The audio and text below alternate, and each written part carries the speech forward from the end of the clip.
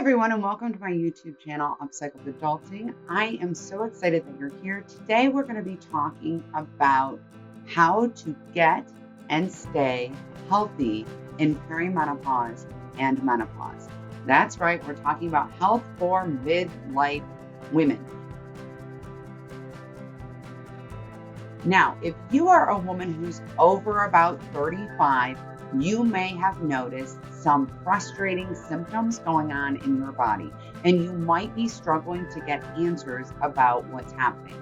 I had never heard of perimenopause until I was about 48 or 49 years old. And then I heard of it incidentally on social media, and I started digging, and I was blown away by the symptoms, the challenges, and the fact that no one in the medical field has ever mentioned this to me, and no one is talking about it. Perimenopause can last anywhere from 10 to 15 years, and there are a whole host of symptoms that go along with it. Very frustrating symptoms. You could be experiencing everything from PMS, puberty, and pregnancy, along with several additional symptoms. Now, probably the only thing you've ever heard about is at some point you'll go through menopause, your periods will stop, and you'll have hot flashes. What no one tells you is that the inside of your ears might itch. You'll likely have hip pain. You'll probably gain weight in the midsection. You may wake up with anxiety every day. You may struggle with depression. You may have prolonged periods that are really heavy.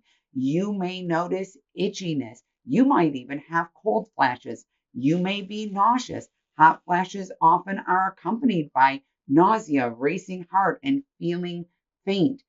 The number of perimenopause symptoms and menopause symptoms are unbelievable. And the way that they impact our quality of life is absolutely overwhelming and so incredibly stressful.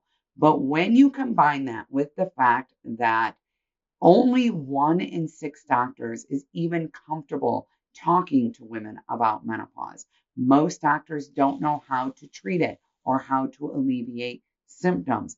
And hormone tests are not even good indicators as to whether or not you're in perimenopause or menopause, because your hormones fluctuate so much throughout the day and there is so little research.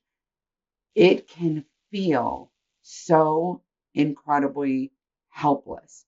I know that I have spent years feeling like there was no way I could get my symptoms and my life in order. I have been working so hard to reclaim my life and reclaim my health. One of the things I immediately committed to was all of the health advice that I was given younger, right? Calories in, calories out. Be careful about what you're eating. Do high intensity cardio. And then as I was researching, because that was not working, it was actually having the opposite effect. I was noticing my symptoms were worsening. I was sleeping worse. I was dealing with more joint pain, and I was actually gaining weight doing those things. What I did is I started doing research, and I found out that because during these hormone changes, our bodies are so sensitive and prone to creating higher levels of stress hormones, all the advice about getting healthy from my younger years was actually sabotaging my health goals now. That's when I decided it's time to make a change. So I created the 75 to Thrive Health Challenge. This is a health and wellness challenge specifically designed for midlife women and beyond who are in perimenopause or menopause. Now, if you're in your 30s and you're thinking, Cassie, if hormone tests don't work, how would I know if I'm in perimenopause? I want you to know that if you're having frustrating, challenging symptoms, this is worth a shot. It's not going to hurt you, and it will probably help you to feel better and give you a head start. Now, the 75 to Thrive Challenge has 6 components that are dedicated to helping you build confidence, build self-esteem, reduce symptoms, drop weight if you need to, and feel your absolute best. You are probably only about halfway through your life. You have years left to enjoy, and you deserve to enjoy them. So let's take a look at what the 75 to Thrive Challenge is and how it's going to help perimenopausal and menopausal women reclaim their health for good. The very first component is affirmations. During perimenopause and menopause, our brains are rapidly changing, very similar to how they did in puberty. We are very susceptible to negative self talk and limiting beliefs. We are likely dealing with challenges related to mental health due to the hormone changes in our bodies and also the way that our roles are changing in our families, in the world, and in society as a whole. Practicing affirmations will help you reduce negative self talk and limiting beliefs. It'll help increase confidence and resilience. They are scientifically proven to work by leaning into neuroplasticity and helping you rewire your brain. And how much more effective are they during this time of brain development and change? So that is first. We're going to do affirmations twice a day. Number 2, prompted journaling. Being mindful of your why, of what your values are, of why this is important to you, of how your life is changing, of what you want for future you is going to help keep you on track with this program. It's going to help you feel motivated and empowered and capable of doing this. And it's going to keep you inspired. So we are going to practice prompted journaling every single day. These 2 components, affirmations and prompted journaling, are designed to improve your mental health and your well-being. They are designed to help you come to a place of peace with your body and with your life.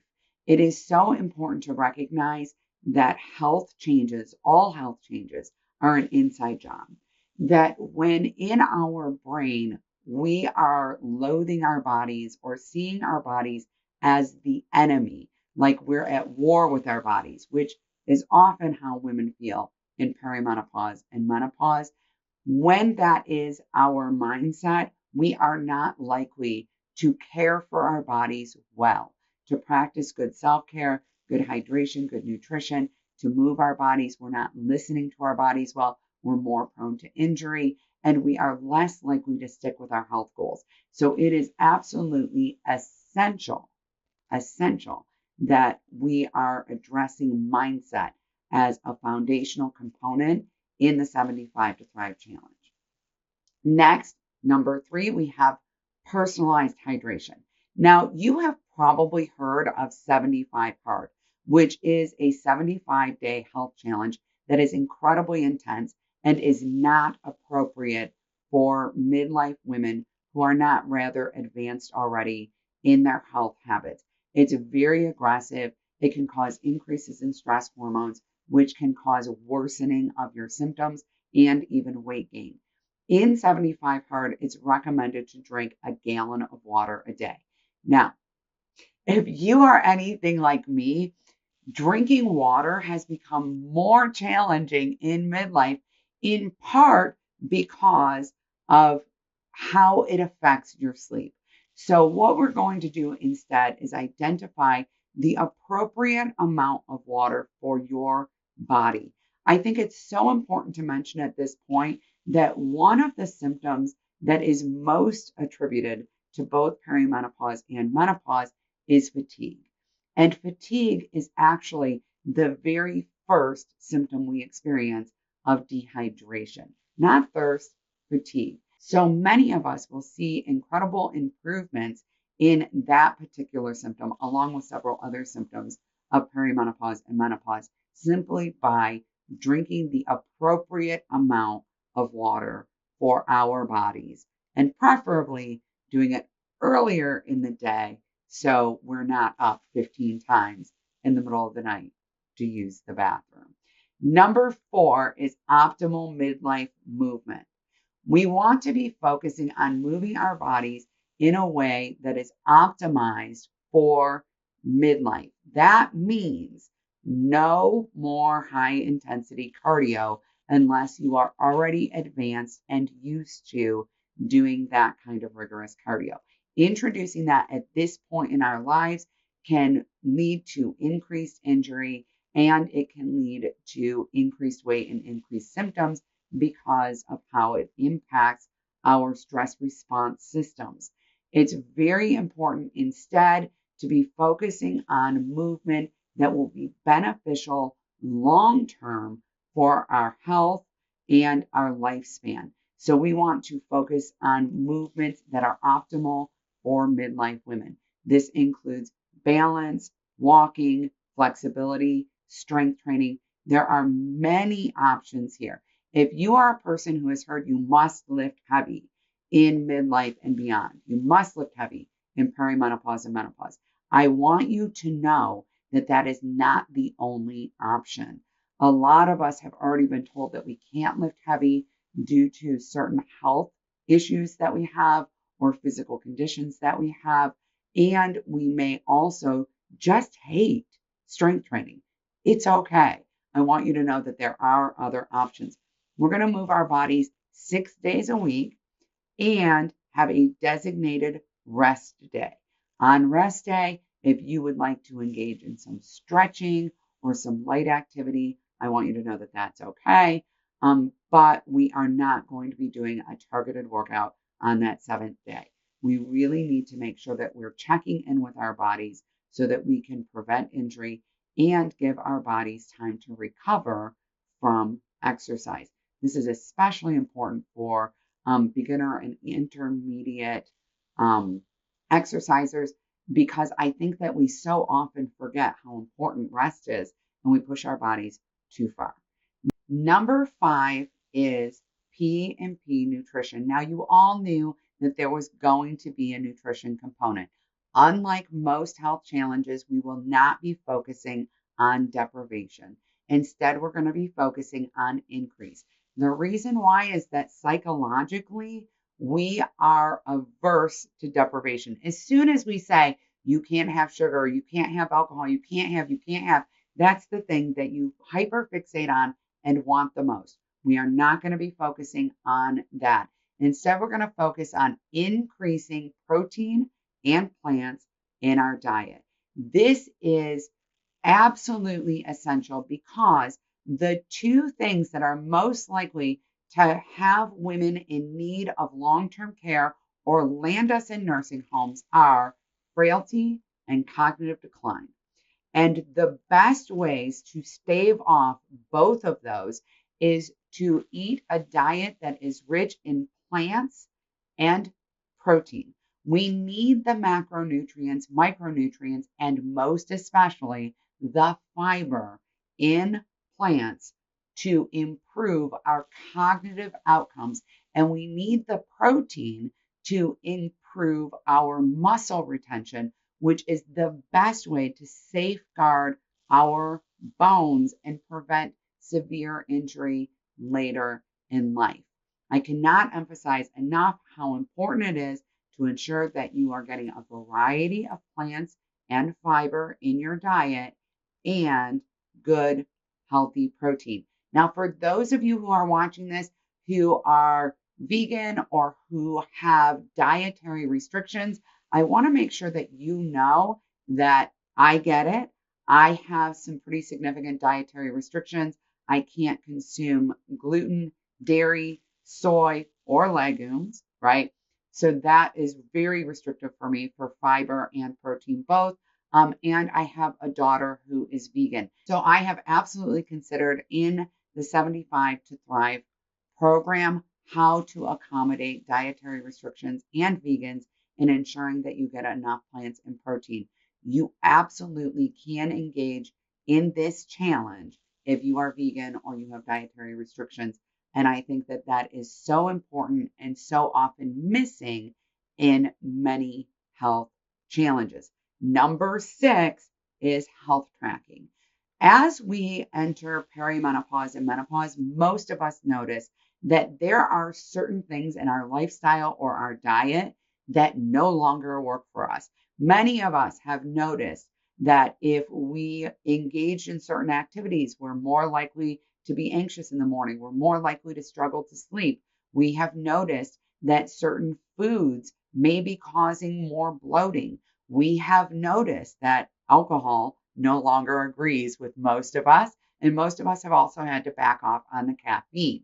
One of the best ways to identify changes that could benefit you, that could reduce your symptoms, that could help you feel your best is through health tracking. I am very familiar with health tracking, and I've even created a health tracker that's been reviewed by functional medicine practitioners and recommended. So I am happy to help you get a hold of that resource if that would be helpful to you. Tracking what you're doing in your lifestyle, what you're eating, how you're sleeping, and how you're feeling every day is also going to help you recognize how beneficial these lifestyle changes have been. So you'll be able to pinpoint changes you may need to make in the future, and you will be able to see your progress, which is outrageously motivating. In the very first week of the 75 to Thrive Challenge, you are going to notice that you feel better, that you have more energy, that your symptoms are improving. Now, one of the most important things about health tracking is that this is how we are going to create this awareness of how we're doing. Because here's what we're not going to do in 75 to Thrive. We're not going to get on the scale. If you must get on a scale, do so on day 1 and at the end of the challenge. You will see weight loss if you have weight to lose. However, because of the number of lifestyle changes you're making, especially in diet and exercise, there will be periods of adjustment for your body where you are very likely to plateau. Now, we've all had this happen before. Listen, if you are here watching this, you are a grown woman and you have had this happen where you have set out on a health challenge, gotten on the scale, seen that plateau, and been so frustrated and disappointed that it has completely thrown you off. This isn't just about weight loss. This is about feeling your best. Plateaus are normal. They should be expected, but we know how much they undermine our mindset. And remember how important your mindset is to preserve throughout this challenge. This is what's going to help you stay on track. So we're going to use health tracking. If you must have a number, it's okay to measure yourself weekly. You can absolutely be mindful of how your clothes are fitting, which does not mean try on your skinny jeans from middle school. Please throw those away right now. And you absolutely can do progress photos. I highly recommend progress photos because you're going to be seeing a lot of physical changes. And if physical changes are important to you, progress photos can be incredibly helpful. And I would love to see your progress photos and celebrate your progress as well. So make sure if you post them on social media, use the hashtag 75 to Thrive so that I can see those photos and cheer you on as well. Now, I don't expect you all to do this on your own. Absolutely you can. And I'm going to give you a link below to get a hold of my free resource, which is an overview of 75 to Thrive. It'll give you some more details and a 75-day habit tracker for all 6 of these components. However, I also have a workshop that I highly recommend so that you can get a deeper dive into each of these components and feel really confident that you know what you're doing going in.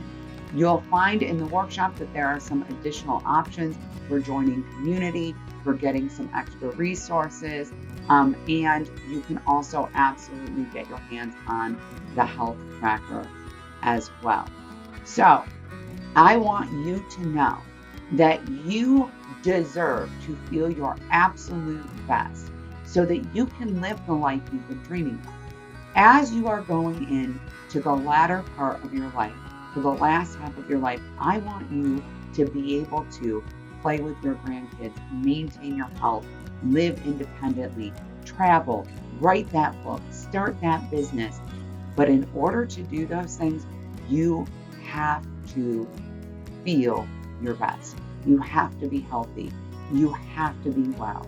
And this is how we're going to create the lifestyle, the habits that we need to feel our absolute best in perimenopause, in menopause, in midlife, and beyond. Don't forget to subscribe to this channel. I will be back with all sorts of menopause, perimenopause, and midlife tips as we are transitioning into a new chapter in upcycled adulting. I will see everyone soon. Bye now.